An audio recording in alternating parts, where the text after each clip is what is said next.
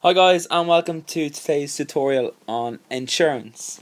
In today's tutorial we're going to look at the principles of insurance, and these principles are really important for your junior certificate business studies, and they're also really important in your leaving certificate business. So they're really important to learn early and learn them in while you're doing your junior cert. If you'd like some more videos, you can get more videos on our website, examrevision.ie, or you can subscribe to our YouTube channel, youtube.com/examrevision. You can also follow us on Twitter and Instagram for all latest news and hints. So, for the principles of insurance, these are the following principles of insurance. Insurable interest, utmost good faith, indemnity, subrogation, contribution, and average clause. Okay, so we've got 1, 2, 3, 4, 5, and 6. Sometimes in your book it might say that you've got 5, and it'll say it's insurable interest, utmost good faith, indemnity, subrogation, and contribution. But I like to to put in average clause as well, because it is a very important principle, which you need to understand for business studies. Okay, so the first thing we're going to look at is insurable interest, and this is when you must be at risk at suffering a financial loss. It can't be your neighbour or your friend. It must be you that can suffer a financial loss. The second one is utmost good faith, and that means that all information that you give to the insurance company must be true and completed accurately. Indemnity, it means that you cannot make a profit from insurance.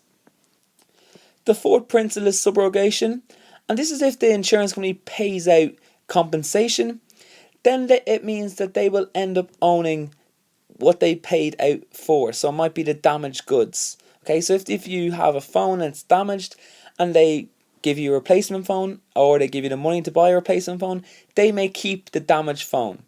Or it might be if it happens to be a car crash and the car is wrote off, they might pay you the full amount of what the car is worth, and then they will keep the damaged car because they might be able to sell the parts of it, and so on. The fifth one is contribution, and this is if you have the same risk is covered by more than one insurance policy, then the insurance companies will share the cost of the compensation between them. Example might be if you're on holidays and you have travel insurance, and also you have your own medical insurance, and you happen to break your leg or injure yourself, and your fees come to maybe €2,000, but you're insured with two insurance companies. One insurance company might pay €1,000, the other insurance company will pay the other €1,000, making up to €2,000.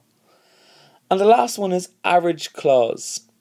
This is in the case when you might be underinsured. Okay, so you might have your house might be worth 500,000, and you have it insured for 250,000, so half the amount.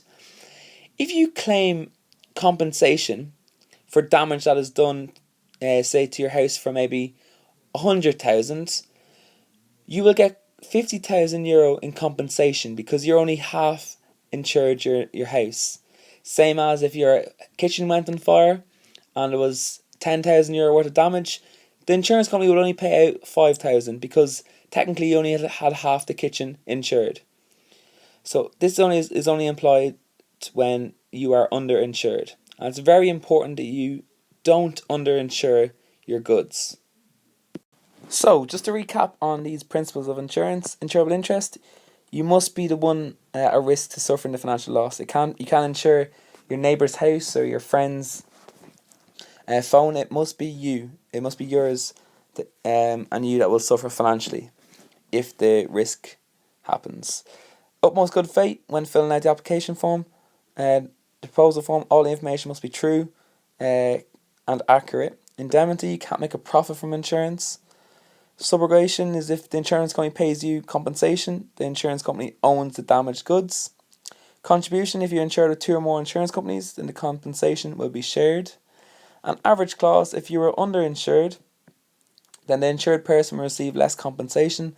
An example would be if the house was insured for 500,000, but it was actually worth 1 million, then whenever you make a claim, you will only receive half that you claim for. So if you claim for 20,000, you only receive 10,000 because you've only insured your house for half the value. Okay, so that's it for this tutorial for the principles of insurance. And these are really, really important principles, and you must understand these for both your junior certificate and your leaving certificate examinations. If you would like some more videos, please check out our website, examrevision.ie. You can also check out more videos on youtube.com/examrevision. When you find us on YouTube, can you please subscribe, okay? Because that makes things much easier for you, as you will then be able to find our most recent videos and our old videos much easier.